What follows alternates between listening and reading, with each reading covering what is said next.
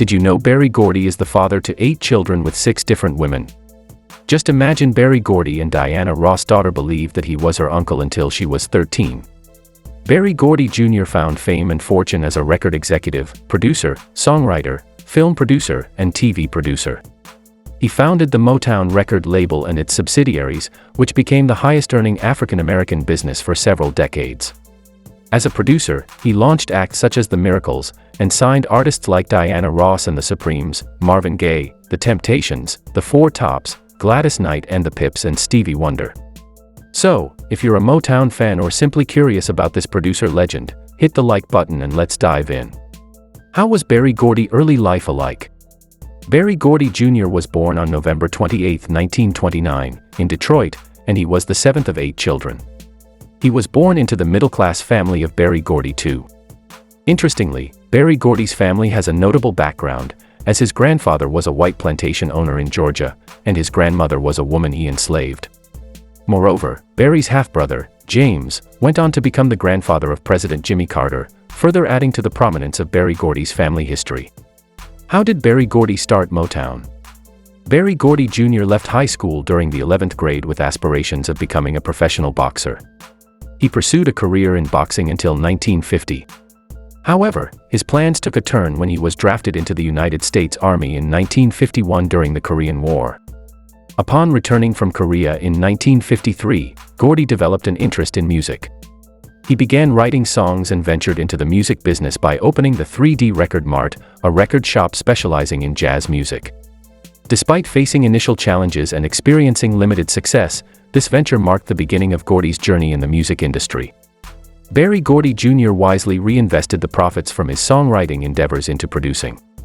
In 1957, he made a significant discovery when he found The Miracles, initially known as the Matadors, marking the beginning of his efforts to assemble a roster of talented artists.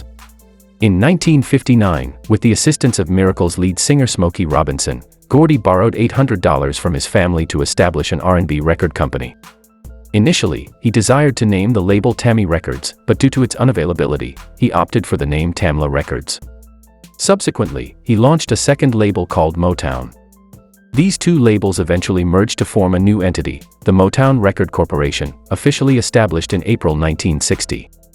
This groundbreaking move laid the foundation for the legendary Motown label, which would go on to shape the landscape of popular music. Berry Gordy's past 3 messy marriages. Berry Gordy Jr. has experienced 3 marriages and divorces, with a total of 8 children.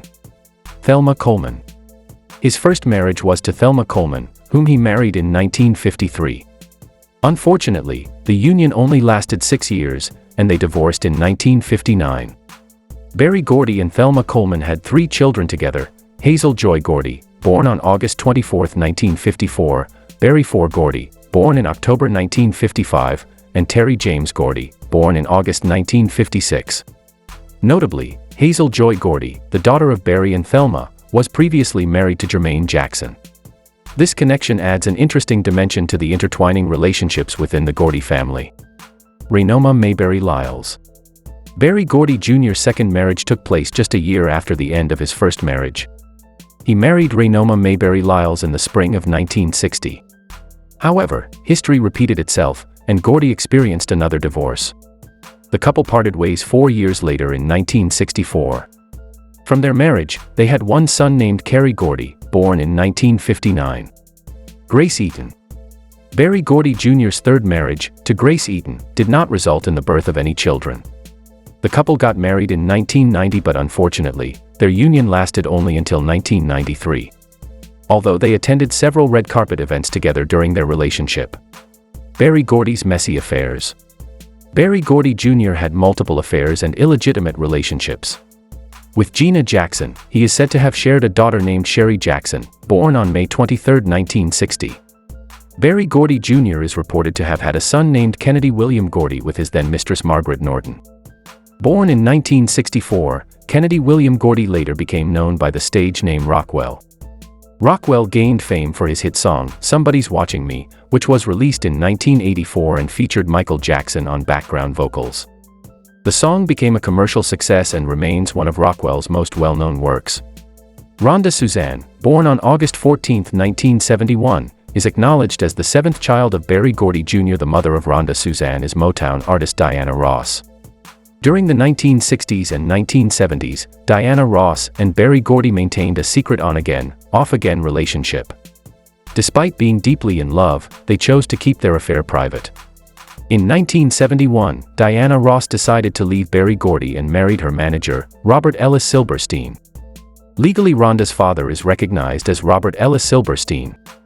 Interestingly, Rhonda, growing up, believed Berry Gordy was her uncle until the age of 13.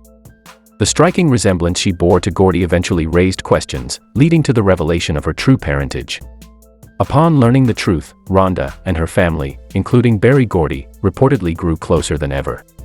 Indeed, Berry Gordy Jr.'s family extended further with the birth of his eighth and youngest child, Stephen Kendall Gordy, born to Nancy Liviska.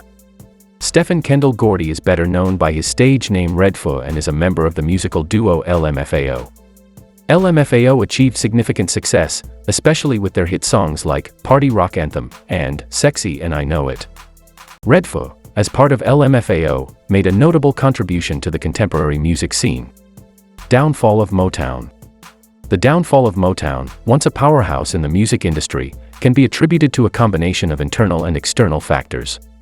Throughout the 1960s and early 1970s, Motown Records, founded by Berry Gordy Jr., thrived by producing hits from iconic artists like The Supremes, The Temptations, The Pips, Marvin Gaye, Kim Weston, Jackson 5, and Stevie Wonder. However, as the 1970s progressed, several challenges emerged. The departure of key artists and creative personnel, often seeking better deals or artistic freedom, weakened Motown's core. High-profile exits included the departure of Holland Dozier Holland, the renowned songwriting and production team, and the departure of artists like Diana Ross and the Jackson 5, who sought new opportunities. Furthermore, changes in the music industry landscape posed significant challenges. The rise of other genres, such as rock and disco, diminished Motown's dominance in the market. Additionally, the label faced financial difficulties and struggled to adapt to evolving musical tastes. The departure of Berry Gordy Jr. in 1988 marked a significant turning point. Without his visionary leadership, Motown faced difficulties navigating the changing industry dynamics. The label changed ownership multiple times, impacting its stability and strategic direction. The shift in popular music towards hip-hop and rap in the 1980s and 1990s further marginalized Motown's classic soul and R&B sound. Attempts to modernize the label's image often met with mixed success, and Motown struggled to produce new chart-topping hits. Despite its historical significance, Motown faced challenges in maintaining its relevance in the rapidly evolving music industry. By the late 20th century, Motown had lost much of its former glory, and the label struggled to recapture its earlier success.